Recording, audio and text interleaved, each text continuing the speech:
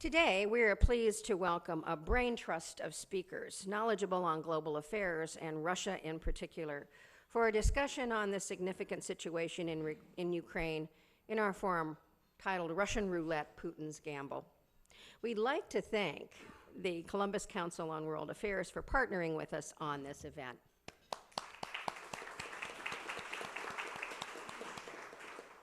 Now, please help me welcome our speakers today. Richard Herrmann, professor and chair of the Department of Political Science at Ohio State. Professor Randall Schweller, is that correct? Schweller? Also of the Department of Political Science at Ohio State. And our host and moderator, Patrick Therrien, president and CEO of the Columbus Council on World Affairs.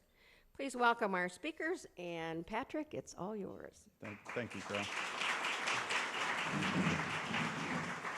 Please forgive me for talking to our distinguished guests as Rick and Randy. They are not only distinguished scholars, but they're also real people that you can connect with and talk to. So I think of them as Rick and Randy. In fact, I was just talking to Randy, who was telling me that he opened for the Grateful Dead for how many years? 10 years, something like that. Those are the days. So at the end, we're going to do a touch of gray, kind of bring it back, and he's going to sign autographs on his new book, which, by the way, is... So from Grateful Dead to Maxwell's Demon and the Golden Apples. So he'll talk a little bit about his most recent book, which was named by Foreign Affairs as one of the most thought-provoking and innovative. So, and Rick, many of you know, has a long line of distinguished publications, and just got back from, you were in Russia, right? April? May or April. So this is cutting-edge stuff. I mean, we read a lot about what's going on in Ukraine and Russia, and we get it as headlines. So this is a good chance for us to dive in deeper to a topic that not only has importance for the people in the area, but also for us here. In fact, just today, there were two companies specifically that I met with, based here, headquartered here, and they both had operations in Ukraine. I said, or one was Ukraine, one was Russia. And I said, hey, are you even thinking about it? And one said, yeah. He said, we've been in Russia for 20 years. And I said, well, what are you doing differently? He said, we lay low. We lay low. Because when an American company's in Russia and things start boiling up, you lay low. So that's that business strategy. The other one, which is in Ukraine, said their operations are not near the site where a lot of this is happening. So what their big challenge is people getting recruited who work for them into the Ukrainian military. So they're worried about their talent getting siphoned into the military if this escalates. So these are real issues around the world that impact us here within 10 miles of this room. So looking forward to getting into it. I thought maybe we'd start with a broader view and ask Randy if you might kick off. How big of a deal is this? I mean, some people have said this is the biggest crisis in Europe since the end of the Cold War. Is it? Should we care? Give us a broad view of the world today. I think we should care, of course. Is it the biggest? Sure. It involves a great power. So Russia, which we like to think is dead, we're always stabbing it to death, but it keeps coming back. In fact, Bram Stoker stabbed it to death. It was really Dracula, but anyway, it's a long story. But I want to give a bird's eye view. If you put Ukraine and Russian conflict, think of it more in the context of what I think is a transforming world. I think we're going through a major transformation from a world that was anchored in concepts and enduring principles for 350 years that made it very predictable from 1648 to roughly 2000 or thereabouts. The world was pretty predictable. But now we're moving into a world which I call the age of entropy. Entropy is a measure of disorder, so it could be just called the age of disorder, in which everything is random and unpredictable, and we just don't know what we're dealing with at many levels. We don't have theories, and we just don't have a handle on it. And I think the reason is because it doesn't operate according to regular principles or predictable things. So let me talk a little bit about that. So I think there are two reasons for this emerging age of entropy in which this Ukrainian-Russian case is an example. And if you look around the world, there's conflagration everywhere, whether it's the Middle East, Israel and Hamas, or it's Shiite and Sunni Muslims, or it's Central Africa has been in conflagration for decades, or it's our own borders with Mexico, and Mexico is being run parts of it by a crime organization, so is Central America, and then you go to Pakistan and Afghanistan, you've got problems there, and if you then go to the Far East, you see China's now asserting itself in the South and East China Seas, and so there's just conflicts everywhere. There is no safe part of the world, and it's all happening at once, and it's kind of unprecedented in that way. Now, so there's two, I think, drivers to this world. The first is a transformation. In the past decade, we've seen an unprecedented shift in power from west roughly to east and somewhat south. And what that means is that the world has gone from a unipolar, lots of power in the hands of the United States, which ruled the world, was the king of the world, and basically created an American era that lasted 70 years and brought about unparalleled prosperity throughout the world, not just in the West, but everywhere. And that's coming to an end. Power is now diffused and fragmented throughout the international system, and it's diffusing. And this, some people are calling this emerging multipolarity, but it's not like your great-great-grandfather's multipolarity, which was around for 300 years. That was basically a small European system where you had lots of, it was like a society, a very unruly society, since they were always going to war with each other, but they understood each other. This is the first truly global multipolar system where you have Brazil, China, India, Russia, the United States, all kinds of powers with very different interests and very different ideas of world order. And so it's a heterogeneous group and a motley group. But it's not just, to say that we're entering a multipolar world and power is diffusing is almost, in a sense, it's underplaying what's going on, because power is also diffusing to non-state actors. And this is the second driver I think is important here, and that is the digital revolution, which I think is reshuffling the deck of power just as much as the Industrial Revolution did. When we look back, we're going to say the digital revolution was a major turning point in the history of nations and the history of world politics. What it does is May I interrupt here, because I want to, before you move off on that topic, a lot of people that we've had speak for us as well talk about a bipolar world, China and the U.S. So that's not how you see the future. No, I mean, again, like I say, because I think we're entering a much more heterogeneous world with many different kinds of actors, not just states. It's not just going to be about great powers. We see that. ISIS is not a state, right?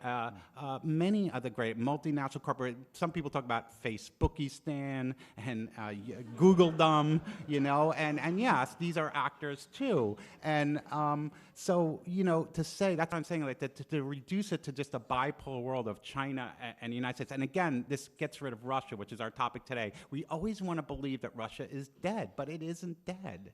And instead to treat them as if they were, and this is part of the problem that we'll be talking about, is why did we want to bring Ukraine into NATO and go right up to the door of Russia thinking that we would get away with that, but it's another story. But I'll just quickly finish up the major driver, major theme is just that the global digital revolution, it enhanced the power of non-state actors and allowed them to punch way above their weight. And what they're able to finance themselves, they're able to, because the world is globalized and tightly interconnected, tightly coupled, they can disrupt things. I want to end on this point, is that the nature of power is changing entirely because we live in a tightly connected world with many, many actors. And as you know, herding a few cats is difficult. Herding a lot of cats is impossible. So you're going to get very little cooperation, actors that can disrupt, disarm, and damage you and paralyze you, but can't do anything positive. And just to give you an example, think about the square revolutions that we've seen. All these revolutions toppling dictatorships, great, but they can't govern. Toppling things is easy. Creating something positive is difficult. That's where I think we're going to have a global deficit. I can appreciate your comment about it's allowing non-state actors to, punch above their weight. Is that what you said? Yeah. I was just thinking about this. Anyone here into this social media thing, the ALS Ice Bucket Challenge? How many people know what this is? So that's allowed the ALS to have this fundraiser with very little investment. They can punch above their weight because they're using the digital infrastructure. So not to bring this topic to Facebook Nation or whatever, Facebook Stan. So can we switch? I want to dive a little bit closer to Russia and ask Rick, what's at stake? I mean, who are the people that could lose, who's going to win, and what is the winning and the losing? One of the consequences of this very complicated world that Randy's describing is that it's harder for us to decide what we should keep our eye on in terms of what's really critical to us. And I think Ukraine is one of those that we should be paying more attention to than we are. And on the humanitarian front, since this began in February, there are over 2,000 dead, 800,000 displaced. That's on par with Gaza, even though our media coverage is not anywhere close to on par with what we're covering in Gaza. There are over 34 million ethnic Ukrainians and close to another 8 million Ukrainian citizens of Russian ethnicity and 11 million Ukrainians who claim Russian as their mother language. That's larger than Iraq and Syria combined. So from a humanitarian perspective, this is a big deal, and the Europeans get that. It hasn't, for whatever reason, really percolated to the top of the American agenda because we're very preoccupied with other things in this very complicated world. On the economic front, of course, Ukraine simply dwarfs, or the European concerns we have just dwarfs our economic interests in the Middle East. And it always surprises me that Americans don't understand this. Every day, $2.7 billion of goods and services trade between the United States and the EU states. And the United States and the EU have more than $3.7 trillion invested directly into each other beyond the trade. The US investment in the EU is over 3 times what we have invested in Asia. And the EU investment in the United States is over 8 times what the EU states have invested in India and China combined. And I don't think we register that a disruption with a great power in something that will affect the European economy will affect us in very big ways. And as you were mentioning, Patrick, a lot of the jobs in the United States, maybe some of those in this room. Europe's trade with Russia is less, but it's still very important. Germany gets close to 30% of all its oil and close to 40% of all its gas from Russia. Poland, as much as it dislikes Russia, gets 80% of its gas from Russia. Estonia and all the other Baltic states too, Lithuania and Latvia, get 100% of their gas from Russia. Italy and France get only about 20%, so you might think that's not much. But keep in mind, the United States only gets 22% of its oil from the Middle East. And we think should that be disrupted, it would turn our economy into a tailspin. So don't be surprised if the Europeans are worried, even Italy and France, when 20 to 22% of their gas is at stake. Now, America's trade with Russia is less than the European, that's true. And I'm not going to go through all the American trade, but there's a lot of money at stake. Just take one example. In the fall last year, I was involved with a group at ExxonMobil looking at actually investments in the Middle East, but ExxonMobil has shifted a lot of its focus to Russia. And since 2011, ExxonMobil has signed a series of agreements with Rosneft, the main exploration Russian state company, for exploration in West Siberia, the Arctic, and the Far East. And I learned there that the Arctic exploration project alone involves $500 billion. So ExxonMobil may lay low, but I don't think they'll be invisible when it comes to what's going to happen here in Washington. And on the geostrategic front, let me just make 2 points quickly. First, this is the first annexation by force since the really end of the Second World War. And there had been a 50 to 70 year development of a norm of the inviolability, meaning you can't challenge by force, boundaries in Europe. Well, with the annexation of Crimea, that boundary's crossed, and I don't know exactly what the consequence will be.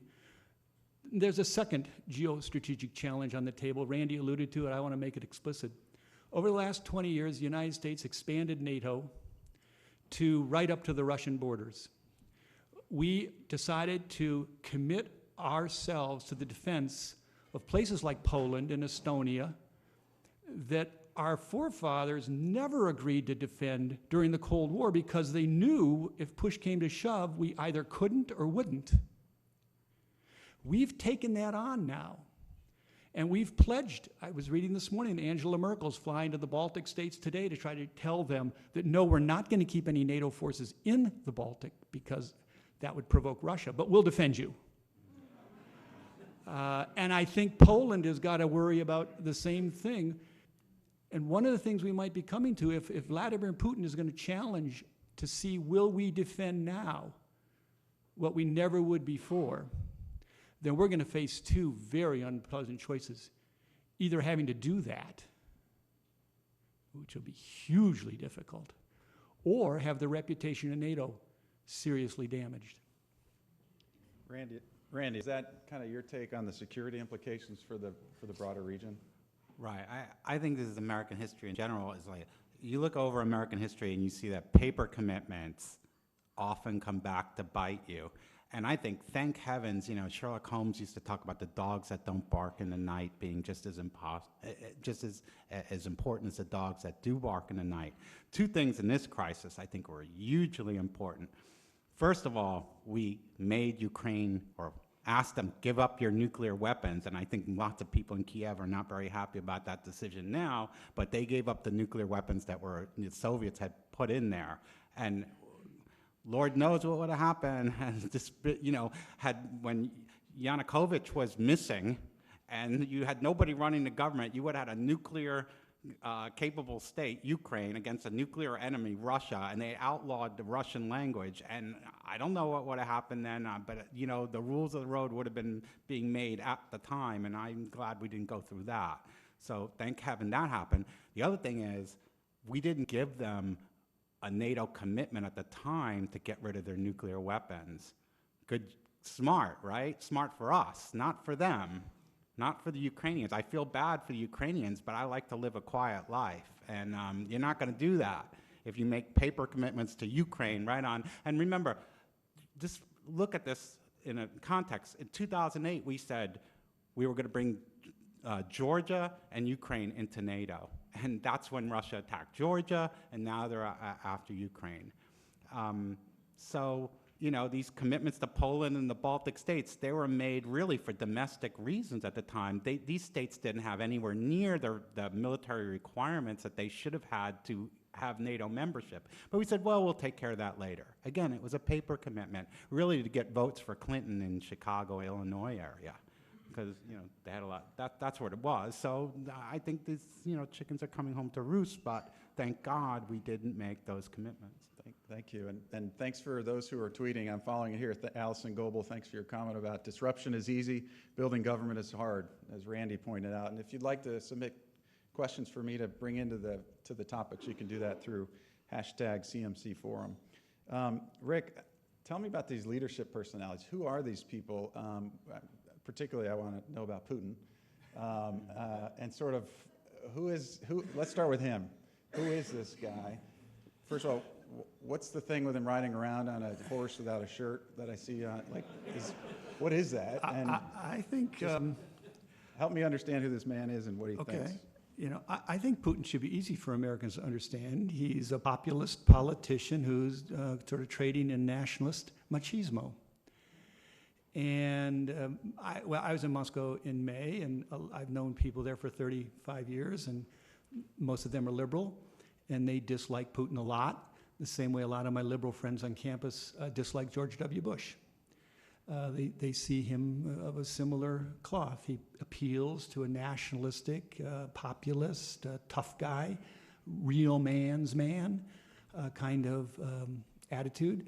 I'm told by my friends in Washington that maybe the person who likes him least is Barack Obama, and I can imagine why. These are like the polar opposite men that you could imagine in that regard.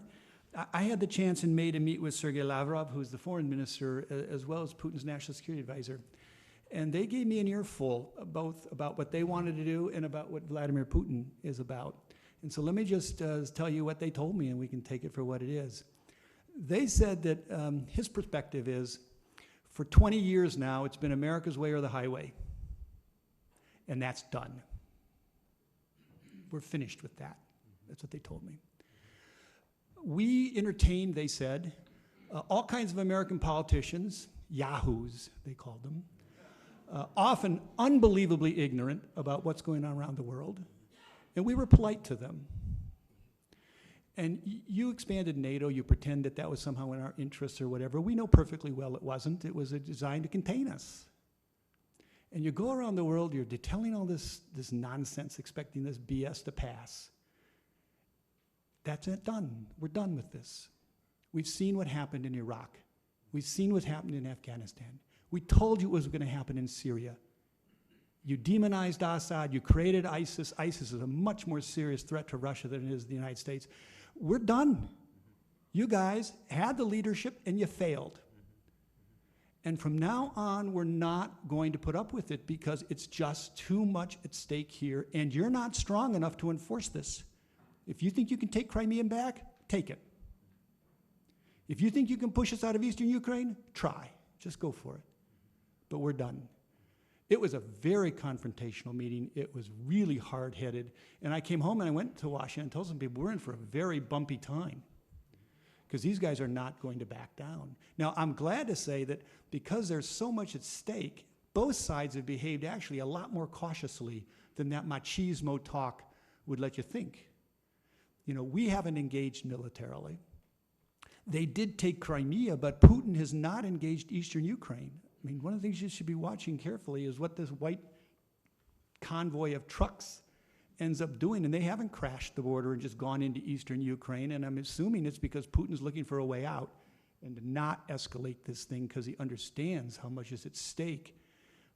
But that's the sense I get of this guy. I should tell you one last thing. Angela Merkel said she can't fathom him. He's like from another planet or something like that. And I saw The Economist ran a story not too long ago. The front cover was Putin's Web of Lies. In January of this year, his approval rating in Russia was 65% by the best polling agency, the Levada Center in Russia. It's currently now over 85%. So while we may think he's crazy, they sure don't. And my liberal friends who hate him, this is the saddest thing I came home with, told me, Rick, on the Crimean point and on how he's treating you guys, he's right. I just had that. I agree, and I think that this caricature, and he fits it very well, of the primordial Russian bear, whose veneer of Western European civilization is too thin to be credible, is a very common theme. It's been going on for 200 years. So Putin fits right in there. He's just that beast, the bear that's stomping on the regal British lion.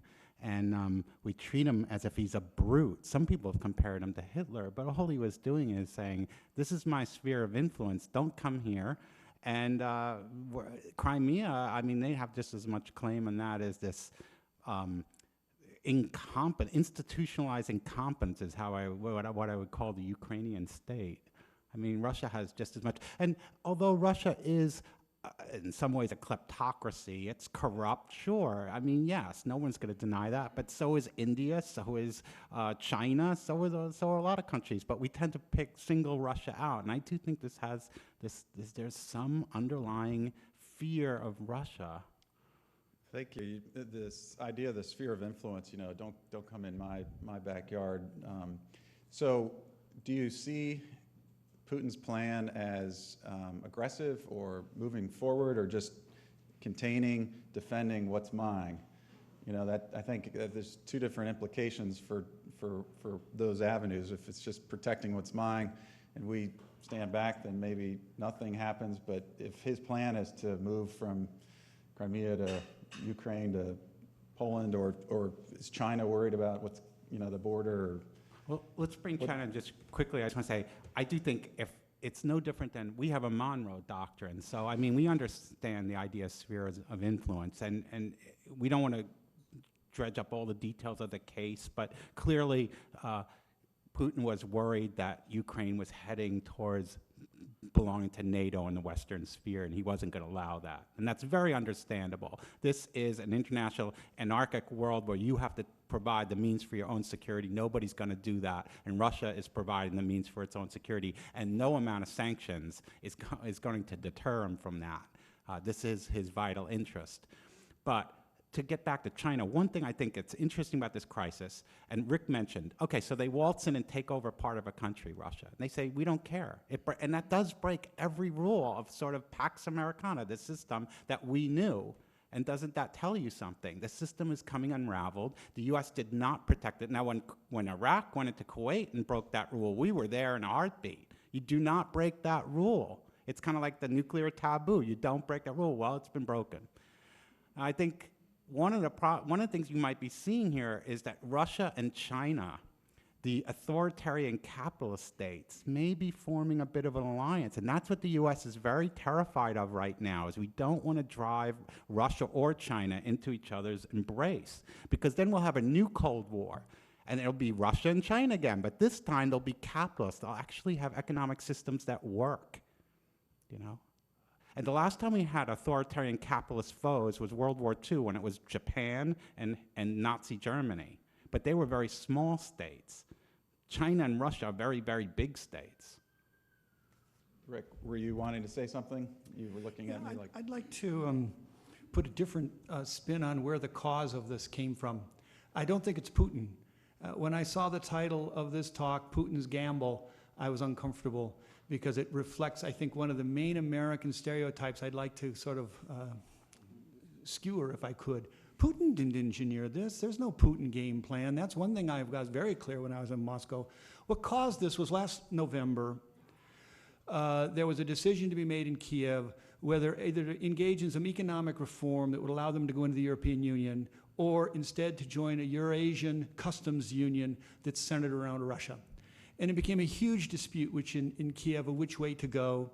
The United States was a big player in all of this, trying to pull Ukraine toward the West, and Putin was involved on the other side. And eventually, Putin provided a huge financial windfall of $15 billion to the president of Ukraine to go with the Russian customs union. There was no big surge for democracy. That wasn't what provoked this. It was that decision, because the country, as I mentioned in my opening comment, is about 3/4 Ukrainian ethnically, and about 20% Russian ethnically. And that split in Ukraine over the last 100 years has produced enormously conflictual politics within Ukraine. So the Orange Revolution, Randy mentioned the color revolutions. In 2004, in December, and January 2005, you may remember the Orange Revolution in Ukraine. And at the time, it was a presidential election between Yanukovych, the guy who just got kicked out in February, and Yushchenko. And at that time, after the Orange Revolution, it was decided that Yushchenko won 52% to Yanukovych's 44%. Then the next election came in 2010, and Yanukovych won it. And then in 2014, he was pushed out by the violent overthrow on the Maidan Square. And as Putin says all the time, the ouster in 2014 was not by any electoral defeat. It's not as if Yanukovych has no support. Even in his lowest stage, he still had about 40%. The country is deeply divided. There are 11 million who claim Russia is their mother tongue in the country. They couldn't keep this country together. It began to split. 2 days after the guys on Maidan Square seized power and threw Yanukovych out, the parliament in Ukraine moved to outlaw the Russian language as an official language in the country. Yeah. Did it pass? No, it passed. It passed almost unanimously and then was vetoed by the president. But it passed in the parliament, overwhelmingly.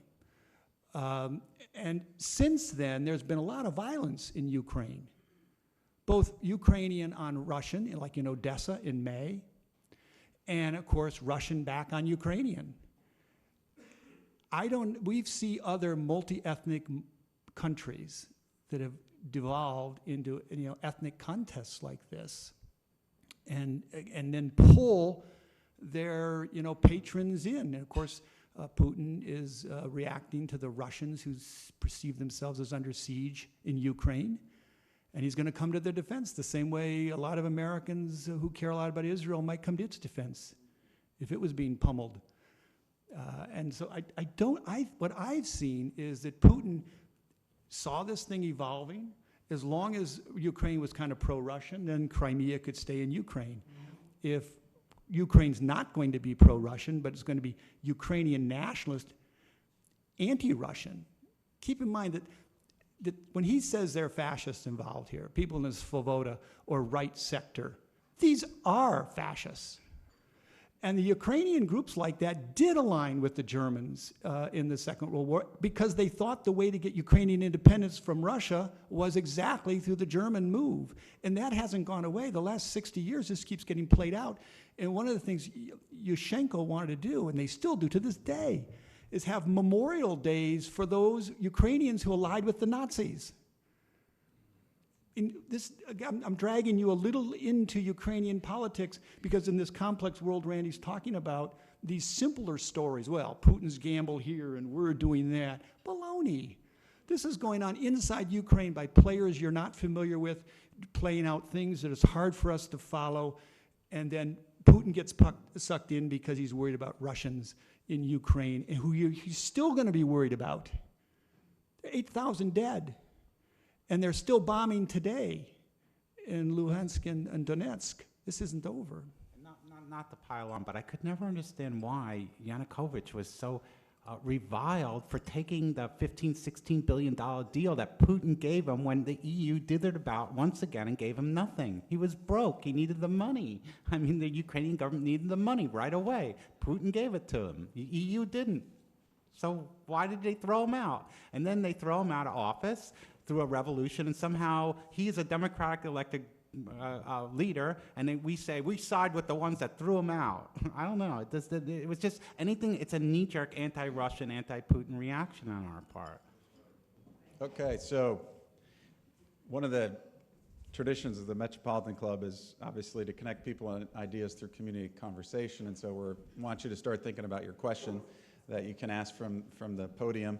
But let me close my questions with this one is, so, all right, so you two get called to Washington and yeah, history, and I got 3 minutes.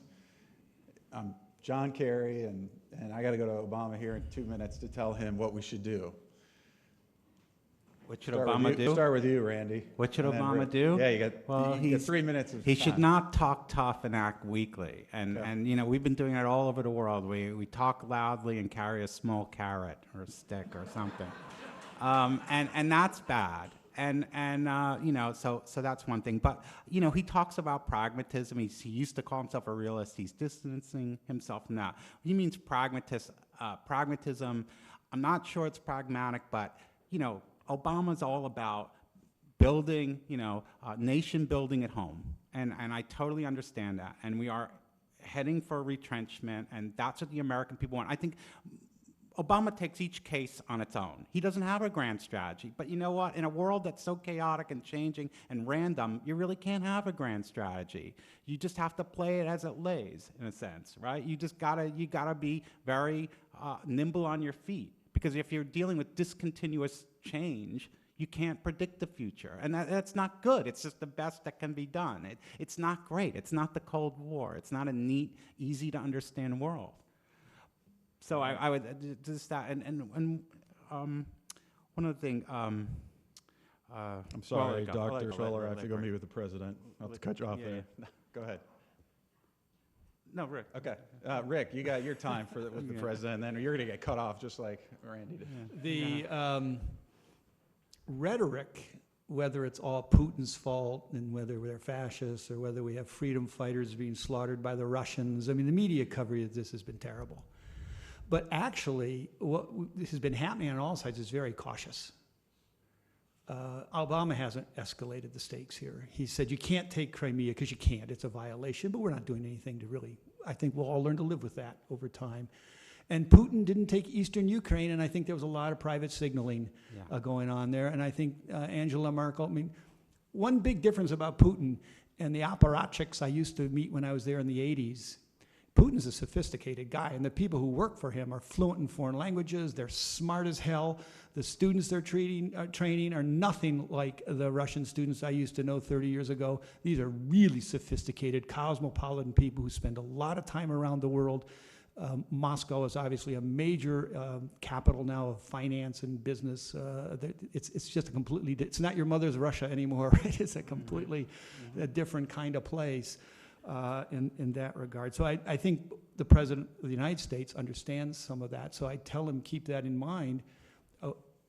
I think he knows, and where I started, there's just way too much at stake here for World War III. Oh. That's just off the table. Right.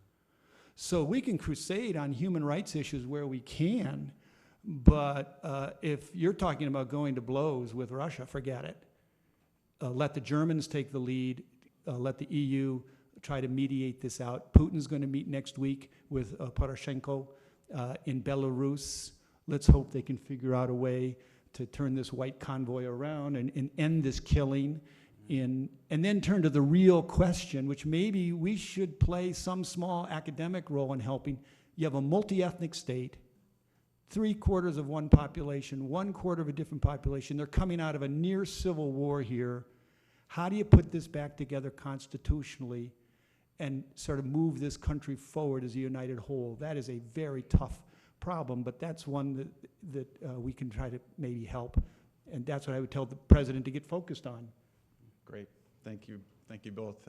As is tradition, we'd like to invite questions from the electorate that puts these people into power for us. In advance of your comments, let me restate that. In advance of your question, please limit your question to a question. Go ahead. This has been great, very refreshing, and I agree with everything you said. Really, it's two questions. One, Henry Kissinger and Zbigniew Brzezinski explicitly referred to the Finlandization option for Ukraine. That seems to make sense. We should have been talking about it already. We haven't. Is that a good idea? And two, you mentioned earlier, Randy, about the geopolitical threat of a Russia-Chinese axis. They just signed the $400 billion gas deal. Anybody who understands geopolitics, and Halford Mackinder knows that the world island, the Eurasian landmass is a problem. Why are we intentionally, it seems, driving together the two great potential geopolitical competitors of the 21st century, and how stupid must our diplomacy be to allow us to be doing that?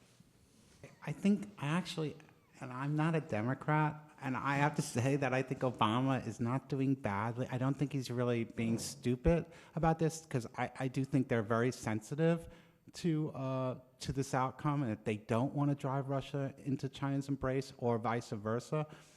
And I feel that the leaders in China particularly would not go for that. I mean, if you think geostrategically, if you think about the past and everything we know about international politics, you would say China and Russia share large borders and they're powerful states. They're each other's largest threats. There's no way that they can even peacefully, well, they may peacefully coexist, but they will be rivals. They are so capable of hurting each other that there has to be distrust there. But they do share a sort of fraternal bond in being authoritarian capitalist countries that are against the established order that the West created. They're outsiders looking in.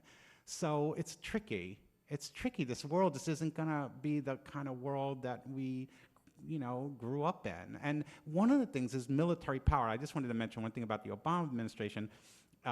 He doesn't believe in military power or the efficacy of military power. He's not a big believer in that. And but what's funny is that, and I think very telling and important, is that the American people in a recent poll, for the first time since 1945, said they don't think American influence in the world is doing good, and they don't believe that military primacy is worth the candle. They don't think that military power is changing the world or is worth what we pay for it. They think that square power is, people getting in the square, and the internet and people power is making history, is driving history these days. So I think that's very important, this ambivalence about American exercise of power in the world and this sort of returning to the womb is really important, because if as America retrenches from its commitments, and we're seeing that, thank God we didn't make one in Ukraine, but as we retrench in the Far East and the Middle East and in Europe, is it going to be a hard landing or a soft landing? How are we going to wean the world off of American power? That's what we're really, this is what the world, what we're facing right now. Now, in some sense, as a person who studies international relations, this is terribly fascinating. Much more fascinating than the Cold War, which just drip, drip, drip, didn't change a bit for 50 years. But it's also, I wouldn't want to be at the helm trying to navigate the ship of state. Great, thank you. Next question, please, and if you would state your name before the question. Thank you, Steve. My name is Frank Reed. I'm a lawyer at Frost Brown Todd. And this is sort of nostalgic for me because I was a political science history major at Ohio State. I was an honors student and in a Joyce Scholarship. One of my professors was Rick Herrmann, and 26 years ago wrote a letter of recommendation for me for law school. So He was 10 years old then. well, it's nice to see you both, and thanks for sharing your comments. One of the things that I think you both alluded to is, that this is a situation that could result in either us losing face with NATO or making promises that maybe the United States can't keep. And what role, if any, do you think the other countries, particularly U.S. allies, have invested in seeing an acceptable resolution to this? Well, certainly, as I mentioned from the outset, all the European states, our allies, have a huge interest in seeing that this doesn't escalate. Angela Merkel is sort of becoming the leader. France is consumed with its own economic problems, and the president there is not strong. David Cameron's completely preoccupied with Scottish independence, and he's not strong domestically at home. Merkel has emerged as the leader of the Europeans here, and she's playing her role. She's fluent in Russian, Putin's fluent in German. The two of them seem to communicate with each other.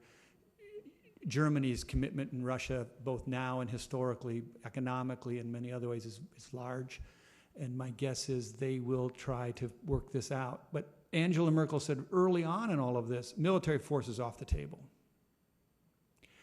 And she's reiterated today that maintaining forces in the most exposed countries is off the table. But we could rotate them through. It's going to be kind of one of these diplomatic, don't call it that, but try to do it as much as you possibly can, so that there actually will be NATO forces on the periphery of Russia to deter, even though none are officially stationed there. I think, if you look at the defense spending in Europe over the last 25 years, the capacity of NATO to do a lot if we came to major global war here is very limited, but I can't really, it's hard for me to think about how we're going to see a major great power war in Europe, given where I started, given how much is at stake. So my guess is the Europeans will help be the middle mediators to figure out a way to diffuse this, both in Russia, and it doesn't need so much diffusion in the United States. Maybe it's good to mediate, and the United States has been preoccupied with Gaza and with, Iraq and stuff. Thank you, and thank you both for what you've done for many students at Ohio State. Absolutely. Go ahead, Mark. Mark Riel, I want to thank the club for a very thoughtful presentation today. Rick, you had mentioned it's not your mother's Russia. We'd be curious to know, what is your view of the living standards in Russia? Alcoholism, poverty, and the education system. Well, I always think of Russia as really two different countries. There's Moscow and Petersburg, and then there's the rest of the country. In Moscow and Petersburg, it's not too far below European standards. And I was mentioning to Carol walking in that I was first in Moscow in 1977, and then I went back pretty frequently in the early 80s. And at this conference or meeting I was just at in May, one of the other Americans said, it's like 1982 all over again. And I said, no, it's nothing like 1982 all over again. We're on the third ring row of Moscow in a Radisson hotel. Planet Sushi has its big banner right off a Red Square. Goom looks like Easton on steroids. This is nothing like Moscow in the 1980s. It's a completely different place. There's grocery stores, maybe not quite Giant Eagle Market District level, but it's, you know, food in Moscow is pretty good. Petersburg, similarly. When you get out of those two big metropolitan areas, then the country's still very much, in my view, a third world country. And it reminds me of other oil-driven rentier states, highly authoritarian states that have one really massive form of revenue to the state, which now the state is taking control of under Putin over the last 15 years of the various parts of its energy sector that's generating huge amounts of money. And then from that, it's quite corrupt, but you see other spin-off effects in the big areas. But I think when you get out of Moscow, the development challenges are just gigantic. Yeah, you could see that in the Sochi Olympics. Even after all the money spent, like the toilets didn't work. Thank you. This has been extraordinary. I'm Jane Scott. I was in Moscow and St. Petersburg in 1992, shortly after Perestroika and all that. And I was struck by a sadness that the Russian people are extremely intelligent and they know that things are being withheld from them. Talk a little bit more about the attitude and the general mentality of the folks. And I was also struck by the fact of all the countries in the world that I've traveled in, which is somewhat limited, the Russian people felt more like we did than many Europeans did because they had been in a multi-state USSR. Comments about their hopefulness, their attitudes. I also felt like they were totally incapable of making decisions. They had been told for so many years what to do, when to do it, how to do it, that when we ran into a situation with transportation, we sat for 3 hours because nobody knew how to make a decision or solve problems. Has some of that changed, improved, or are we still not able to make the toilets work? Well, it's really interesting you ask that, Jane, because our last ambassador, Michael McFaul, stepped down within the last year, was asked when he was leaving, what would he miss most? He said, the Russians. And it might surprise some of you, but one thing that's not changed since 1977, the Russians are really fun. If you think these are morose, quiet, beaten down people, just go to Russia. That's not my experience with them at all. Frustration, you better believe it. Dislike of the state, especially the people I hang out with at the universities. They hated it back then, they hate it now. I told you they hate Putin, except on this one issue. They can get behind him because they're Russian nationalists. But even one of them, a guy named Frolov, wrote a piece a week or two before I got there, comparing the annexation of Crimea with Hitler's annexation of the Sudetenland. Now, he lost his job for that, but they hired him back a couple days later because they didn't fire him in the legal way, and then they figured out a legal way to do it. But that's a big change in a positive direction, I guess. There's enormous frustration with authoritarianism, but I think I saw a piece by Paul Krugman, I think it was yesterday or the day before in the New York Times. And Krugman was carrying on about how this war in Ukraine is all because Putin's popularity was declining, and so Putin decided to raise his popularity by a little war in the Ukraine. And I just thought that was really just dumb. I mean, Putin's popularity was already over 65% before this began. I think we tend to, we're motivated to believe he's unpopular because he's tough on us and he's hard on America and he says all the things I said earlier, so we assume he's a bad guy, they must hate him. But if this is kind of a trivial example, but what if he was like the evil genius coach at Michigan, right? You'd hate him, but you gotta give him his due. He's got popularity there, not among the intellectual crowd. And there was a movement, a street demonstration of 10,000 people against him.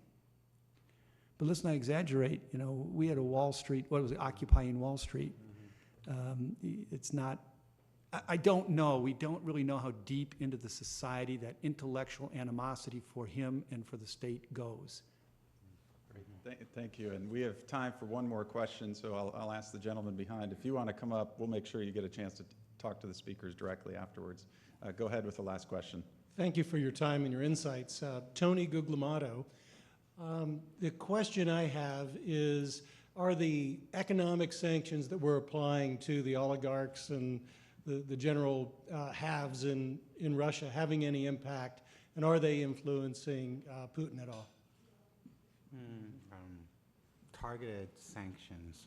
That's, you know, it's like, I remember when economic sanctions in general were considered just a way to do something without really doing anything.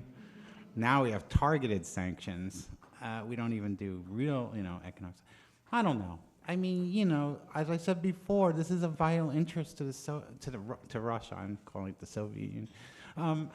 To Russia, I mean, you know, sanctions are not going to deter them one bit. But I don't think that Putin wants to escalate. This is a limited war, a classic limited war. It's like a stab and pause exercise. Jab and pause. They go in, take over Crimea, didn't even, you know, maybe a little bit of eastern Ukraine, that's it.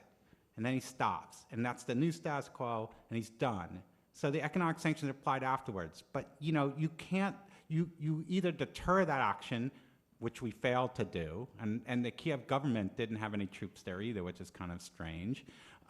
You have to have like a goal line stand. Once they get past the goal line, take the territory, well now they've done it bloodlessly pretty much. I'm not saying entirely, of course, but relatively low intensity conflict. We're not going to escalate a low intensity conflict into some World War III, you know, so it was very clever.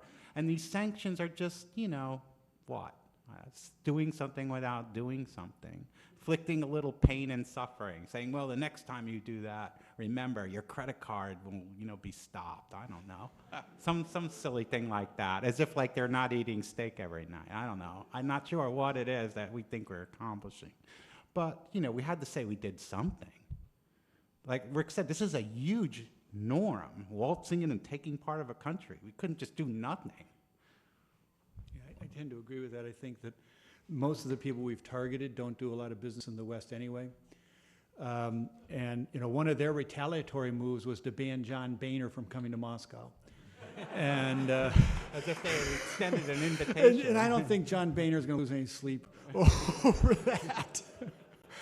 And I suspect some of the Russians that are his counterparts aren't losing much sleep that the Americans.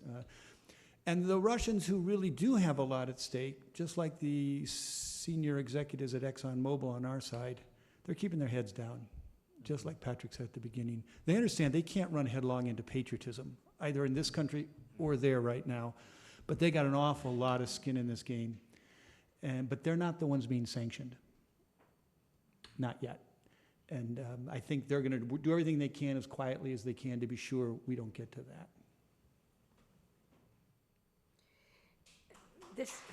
Absolutely.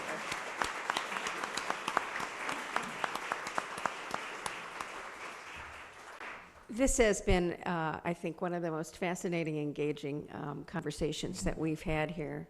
Thanks to partner the Columbus Council on World Affairs and our speakers, Richard Herrmann, Randall Schweller, and Patrick Therrien. And thanks to all of you for being here. We look forward to seeing you at the next CMC.